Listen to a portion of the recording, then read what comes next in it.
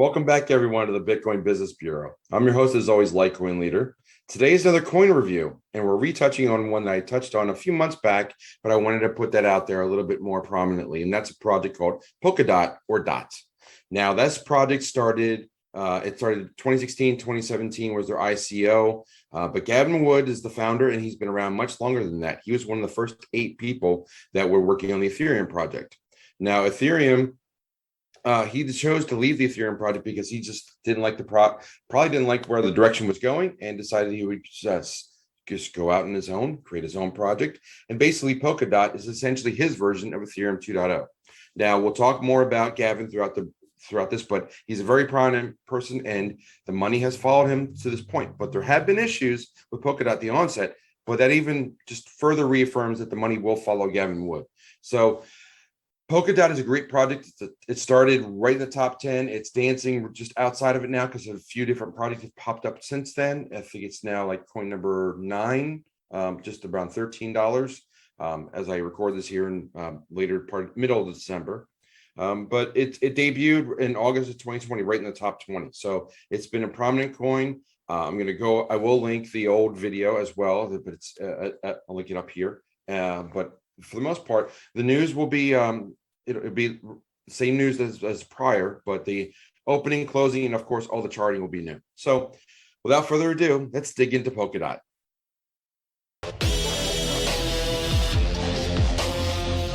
Just a quick reminder that nothing in this video is considered financial advice. I am not your financial advisor. This is not financial advice. Seek out your own advice and do your own diligence, do your own research.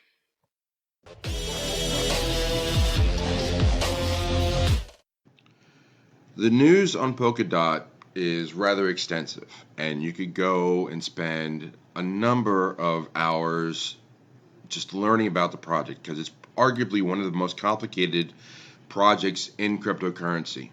Now, what I'm going to attempt to do is to simplify this as much as possible, just to give you the highlights of what Polkadot is attempting to do and is in process of doing actually right now. So this is a very complicated project, but let's just talk about it from the beginning. So first, I like to give out my sources. I spent there's a ton of videos out there on YouTube and a lot of articles and a lot of things you can read about Polkadot, but I just focused on 2 videos that summarize it very well from Coin Bureau, from Guy, one from August and another one from January, and also the website itself, and a few articles. So and I will, as always, I will link those in the description box on this video, but let's keep it at as high of a level as possible to understand the goal of the project and also some of the history, because it's important to understand who's behind it and why, and also some of the events that have happened as this project has launched. It's been a bumpy road for them, as it has been for a lot of people in crypto space, but if you think you have wallet problems, wait till you hear this story. So let's start right at the beginning. So Polkadot, what is it?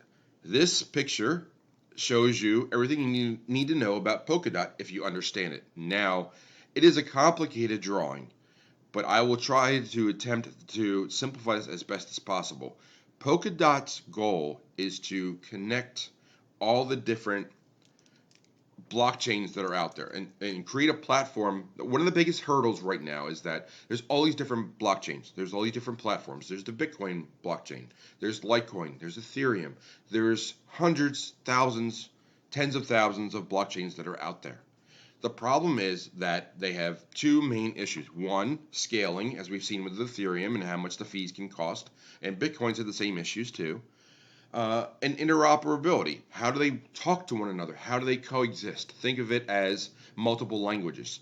How does someone that knows Spanish speak to someone that knows English, who knows German? Unless you go to school or learn those different languages, have a Rosetta Stone or some kind of translator, it's very hard for them to talk to one another and interoperate. So if one particular blockchain has growth issues or capacity issues, no one else can help out because they don't talk to one another. They're not helpable. They don't help each other. They're not scalable. They don't play well with one another. So that's what the goal of Polkadot is. So now we want to talk about the history of this project and why that matters. So the main founder of Polkadot before I go into the tech of the detail, is a gentleman by the name of Gavin Wood. Now, Gavin's history is pretty diverse, but he, rather than Vitalik Buterin, is really considered, if you dig into it, the founder of Ethereum. Now, I say it that way because there were 8 people that were part of the project at the beginning of Ethereum, but Gavin wrote the language that was used for all of Ethereum, called Solidity. So clearly, you can make the key argument that without Solidity, there is no Ethereum. So Gavin really founded Ethereum. Now, the history of Ethereum is also a fractured one, and many of the leaders, like Gavin and Charles Hoskinson, moved on to other projects. Charles went on to do Cardano. Gavin went on to do Polkadot. But Gavin did not originally start with Polkadot. He moved on to a project called Parity and W3. So those two, the Web3 Foundation and Parity Technologies, were some of the founding parts of Polkadot. So the white paper for Polkadot was written back in 2016, and they had an ICO, and they launched an ICO to raise funds to launch this project, and with the team at Parity and Web3 to launch what would become Polkadot, and they raised $150 million. Problem was, they had wallet issues, and someone accidentally locked nearly all the money that they raised, over $150 million of Ethereum, was now unusable. They were able to recover only a third of this. They lost over $100 million. So again, if you've ever had wallet problems or lost coins, your problems pale in comparison to what happened to Polkadot. That could easily have killed the project. But what happened was, back in, I think it was 2019 and 2020, well, first off, they got $50 million of the 150. They recovered it. That was enough to get them going. And then in 2019 and again in 2020, there were 2 private raises of more Polkadot sales, where they were able to raise more money and further and continue the project to the point where it's at today. What does all that mean, and why does all that matter? Well, first off, here's an article talking about the ICO 18 months after the disaster with the wallet. It just shows that there was so much faith in the community about what Polkadot was trying to do, and also Gavin Wood and what his team that he amassed was able to build so far. They were throwing more money at this project because they believed in what Polkadot was doing. So what is Polkadot doing? That's where we jump back to the tech. This picture is very complicated. It just shows the ecosystem in a kind of gyroscopic visualization of what Polkadot is doing. So think of, I know I'm going to point out each one of these dots and elements means something in the ecosystem of Polkadot. There are a lot of elements, and you can get lost in them very quickly. So there are relay chains, and relay chains, that's where the chains can talk to one another. Parachains is a blockchain think of that as a project's blockchain, but the parachains can tie together in the relay chain. So if you look at the diagram again, you've got this circle that goes all around, and these are the relay chains, and then you've got the parachains here. Now there's other elements here, but the relay chains are basically the universal translator kit to talk to one another between parachain to parachain. Parachain term is used as it's like the new blockchain for Polkadot. You can have, each project has their own parachain. Now there are lots of other elements too, which we can go down the rabbit hole, and you can go spend a lot of time learning about this. You can learn about parathreads and bridges. Bridges are a way to talk to external blockchains. And then there's 4 different consensus roles. These are all different ways that there are people that stake to the project, and not Cardano, but Polkadot has a lot of staking value. But the 4 different types of stakers that you can be part of the network as a nominator, a validator, a collator, or a fisherman looking for issues. All those are part of the ecosystem to make the network exist. So there's a lot you can dig into, but again, I'm going to go back to the very simple part. Polkadot is trying to create an ecosystem that has all these different blockchains that can talk to one another, and it can scale. So think of the problems that we've had just in the past year with Ethereum and the scaling issues. It gets clogged up, the fees go up high, and we need to have these other solutions like Matic, Loopring, and other competitors with Ethereum to try and offload some of all the issues that are on that blockchain, all the bandwidth issues, all the fact that they can't handle as many transactions at once. So this is the next generation of a blockchain ecosystem that has been developed by the person who developed the original Ethereum. So that's why this project is so important and why so many people are following it, even though they had financial issues, they had development issues, they had all kinds of issues to get to where they are. But the crypto community that understands what this project is attempting to do and how far they've been successful so far is following them a lot. So I'm not going to go too much further into the technology, but just know that it raised a lot of money, more than once, to develop the project to where it's at. Gavin Wood is the main thrust behind the project, and there's a huge backing between this project and just the accomplishments that they were able to achieve just in 2020. They had over, they launched staking. They had the transaction fees. They have the ability to have a new governance system. They have now the ability. They have a treasury now where they can launch new projects. So there's a huge amount of value to Polkadot, and there's a roadmap.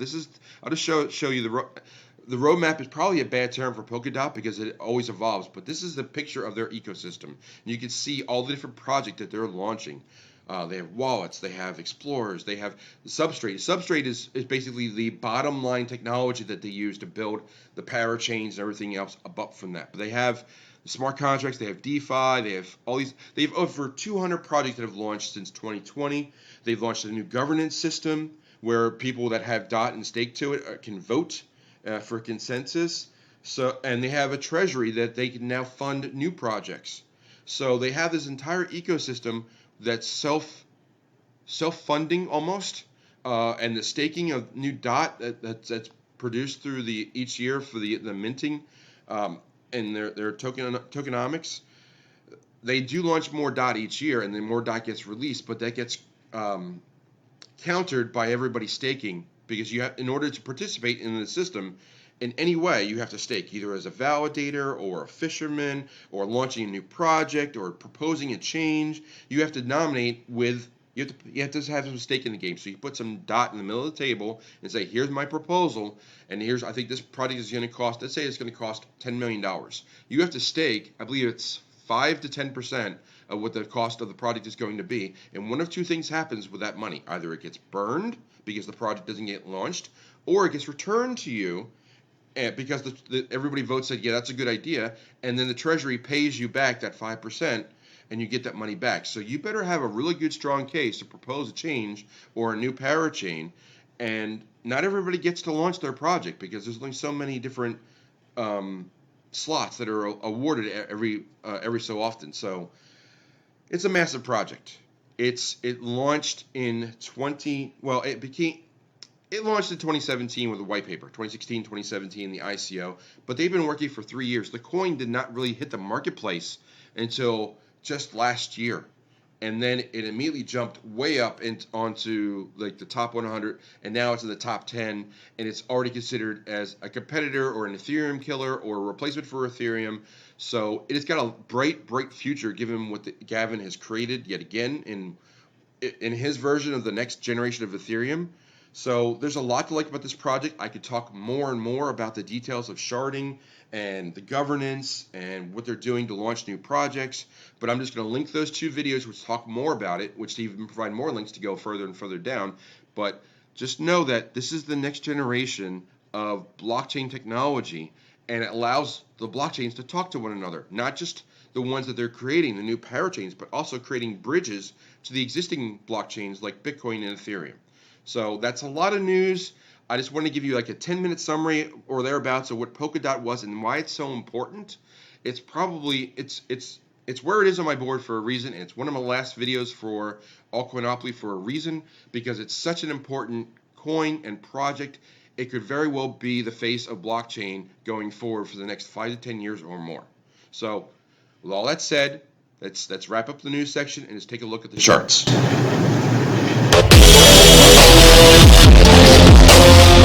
So before we dive too deep into the charts, first we want to give a little bit of perspective where Polkadot is now. Now, when I looked at it in July, it was coin number 9. But if I scroll through here, it's actually slid down a little bit to number 11 because Avalanche and Terra have really come up a lot.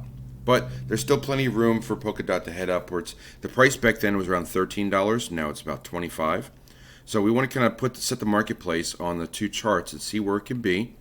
Polkadot against Bitcoin, Polkadot against the USDT, just as a US dollar equivalent, and then seeing where it could fit in the coin market cap if it goes up at the rate that it could possibly go. So first, let's take a look at the charts.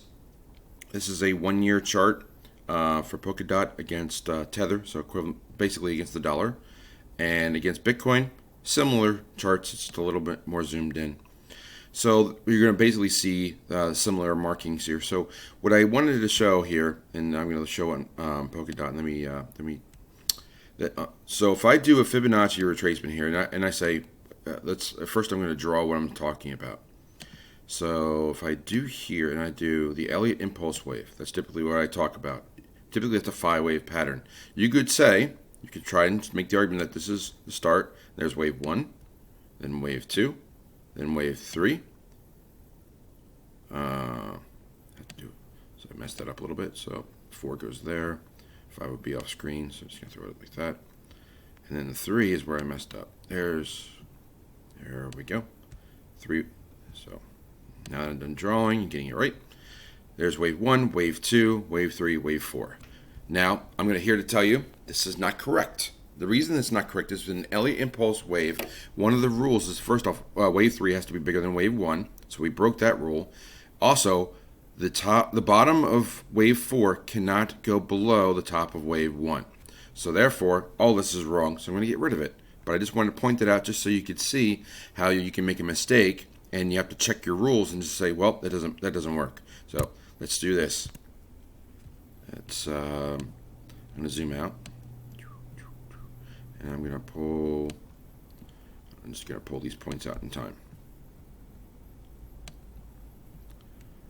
So what is probably more likely is that we are more like this, which could seem strange, but let me reset the timeline here. If I go back here, and I will do more of this. So that's a long wave 1.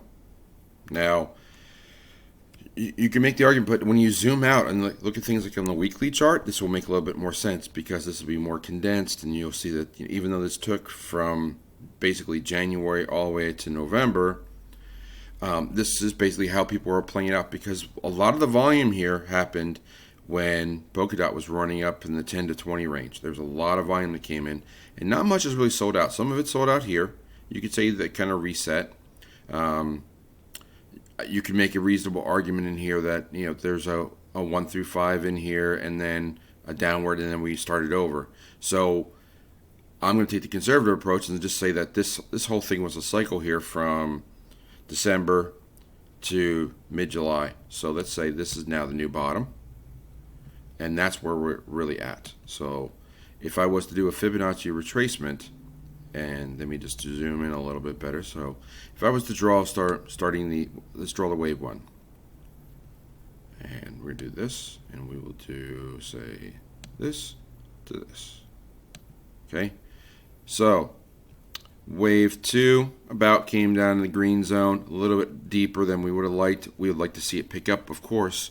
So may not be the best entry point. And again, this is just what the charts are telling me. This is not financial advice. I'm just reading the charts as best I can. But I will say this. Wave 3 is typically, in Elliott wave theory, the largest wave. And that will go up to 2 points. It'll probably go to 2.6 of wave 1. So if that were to happen, the target would be roughly there. And that's $122. Now that might be a bit high. The 1.6 level is $79. Also within the realm of possibility. So the price now is $25. So you're looking at about a 3x to a 5x. If I go over to Bitcoin, you're going to have the similar numbers. Again, it's called this wave 1, wave 2. So I'll do a similar extension here of wave Wave 1 to wave 2. Did I draw that right? Let me go back real quick. I did not draw that right. Okay. So that was incorrect as far as measuring. So I got to ignore that this is not the Fibonacci retracement. We want to look at wave 2, not wave 1. So if I was to move this over here, and that's wave. Now there's your 1.6 is $70, and 2.6 is $98.99. Call it $100. So your target is between a 4x at $100 or just shy of 3x at $71. Going over to the similar chart here, and again saying this is your wave 2. And we'll do the same thing real quick. No, really. I want it.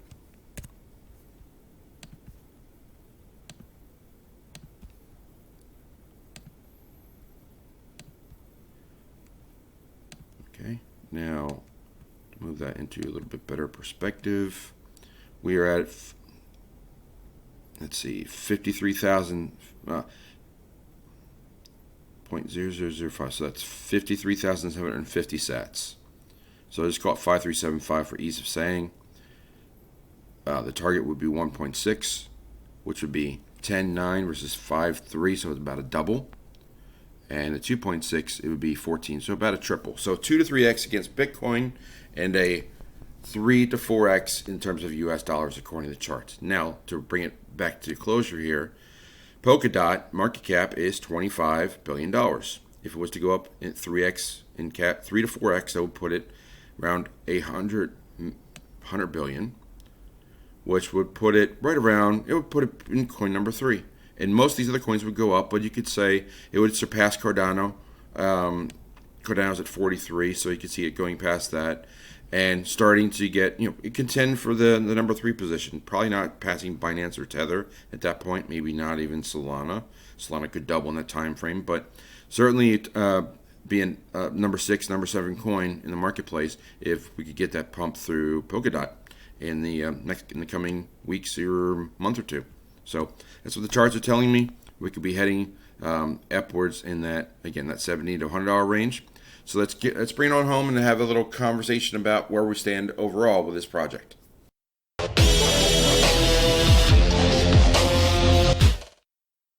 So there's the charts. There's the news about Polkadot. Again, it's Gavin Woods. This is his vision. He basically invented Ethereum for all intents and purposes by making Solidity, and I think that's and the money has followed him accordingly. I mean, they had a huge problem with their ICO, and yet they still funded Polkadot more than once.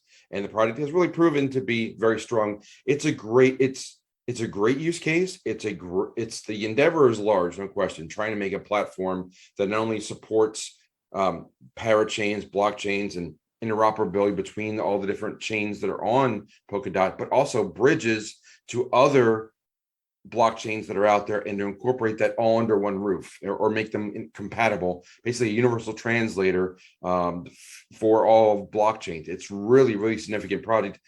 It's a lot to take on. I'm sure it's going to take several years to code all this up together, but the progress is definitely there. The charts, obviously, we've had a retracement in the altcoins for the last several months, but the future is bright for Polkadot. I think it's a strong use case for blockchain. It's a strong project, great team led by Gavin Wood. And for all those reasons, my rating is still 5 out of 5. I think it's one of the top projects out there. I love platform coins. I've talked about that before. Platform coins are significant because other blockchains can build on top of them, and they don't have to launch a new blockchain. So they just basically just get rolling as far as their project. They don't have to worry about creating the blockchain itself. So a lot said today. I like the project, as I said before. It's the targets, not financial advice, of course, but I mean, a triple to a quadruple in the next 6 months, perfectly reasonable expectation. Again, in most financial markets, that wouldn't be, but this is crypto space. So in crypto, a triple or a quadruple in 6 months is almost expected of some good projects. So this is a good project. It will remain in the top 10. It'll be out there for several years, get strong backing. I give it a 5 out of 5. There you have it for today. So with all that said, I'll close the door on the bureau. Tell you once again to follow the leader, and I'll see you next time.